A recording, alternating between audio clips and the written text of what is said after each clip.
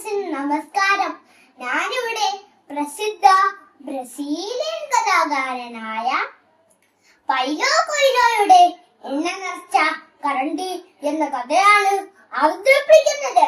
പണ്ട് ഒരു കച്ചവടക്കാരനും അദ്ദേഹത്തിന്റെ മകനും ജീവിച്ചിരുന്നു. ഒരു ദിവസം തന്റെ മകനെ അക്കാലത്തെ പ്രസിദ്ധനായ നാനിയുടെ അരികിലേക്ക് പറഞ്ഞയച്ചു. എന്തിനാണെന്നോ? സന്തോഷത്തിന്റെ രഹസ്യം എന്താണെന്ന് അറിയുവാൻ. അങ്ങനെ 40 നാൾ മരുഭൂമിയിലൂടെ അലഞ്ഞു നടന്നു. അച്ഛൻ പറഞ്ഞ ആ ഗുരുവിന്റെ വാസസ്ഥലം കണ്ടുപിടിച്ചു. ഒരു കുന്നിൻ മുകളിലുള്ള അതിമനോഹരമായൊരു കൊട്ടാരം. അവൻ അതിനുള്ളിലേക്ക് പ്രവേശിച്ചു. അവന്റെ സങ്കല്പത്തിൽ ഉണ്ടായിരുന്നതിനേക്കാളും ദിവ്യനായൊരു സന്യാസിയായിരുന്നു. പക്ഷെ അവിടെ നല്ല തിരക്കും പലതരത്തിലുള്ള ആളുകൾ വന്നും പോയും നിന്നു. അപ്പോഴാണ് അവനെ ശ്രദ്ധിച്ചത്. ദൂരെ നിന്നും ഗുരു ഓരോരുത്തരായി സംസാരിച്ചു വരുന്നു.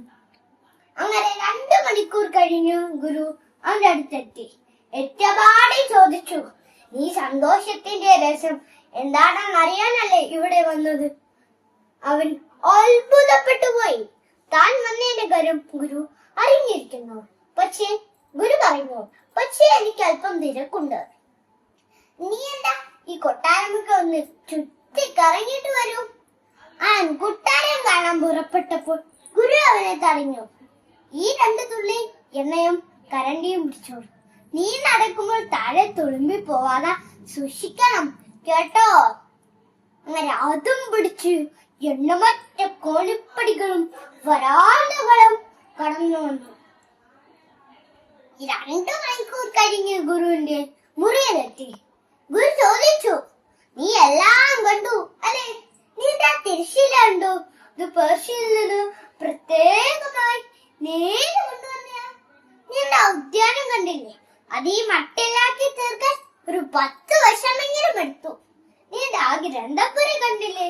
അതിനുള്ളിലെ ഓരോ സുഖത്താളും മൃദുലും മനോഹരവുമാണ്.